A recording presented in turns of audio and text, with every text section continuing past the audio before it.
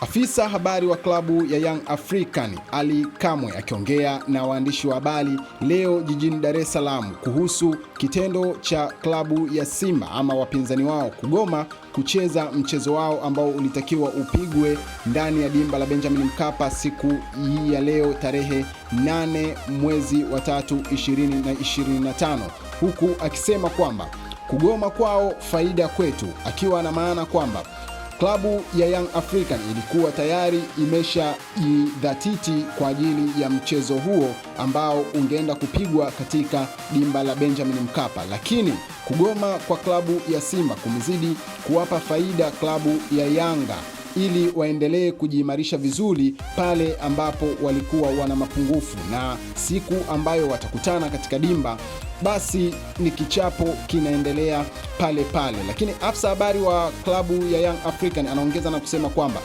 vitendo hivi nilivyoongea hapa juzi, lakini nikaonekana ni mkosefu na nina makosa, na mpaka TFF, shirikisho la mpira wa miguu Tanzania, lilinifikisha katika dawati la maadili ili wanionye kwa vitendo ambavyo ama kwa maandiko ambayo nayaandika katika kurasa zangu za mitandao ya kijamii kama Instagram. Lakini leo hii Watanzania na wadau wa mpira na mashabiki wa mpira wa klabu zote nchini Tanzania wanajionea kile ambacho mimi nilikuwa nakipigia kelele ndicho kilichotokea kwa klabu hiyo hiyo ambayo mimi nimeizungumzia.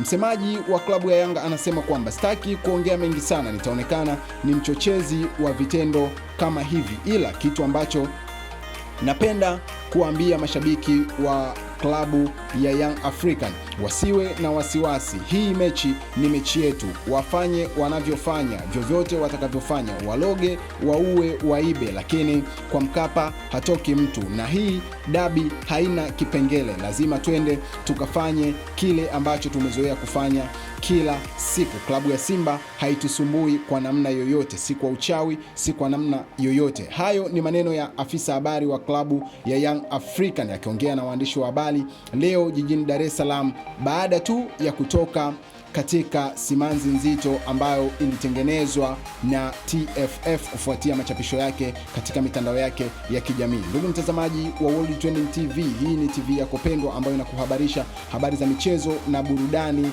kila siku. Kama haujasubscribe, haujachelewa, gusa neno subscribe. Kwa kufanya hivyo utakuwa umejiunga kwenye familia ya World Trending TV moja kwa moja, ambapo utapokea habari, taarifa, notification na updates zote ambazo tunazifanya kila siku. Usisahau kulike, kucomment, kushare na ndugu jamaa na marafiki ili wapate kujua nini World Trending TV tunawasogezea kila siku. Naam, afisa habari wa klabu ya Young African ayazungumza hayo huku akiwa na furaha nzito usoni kwake.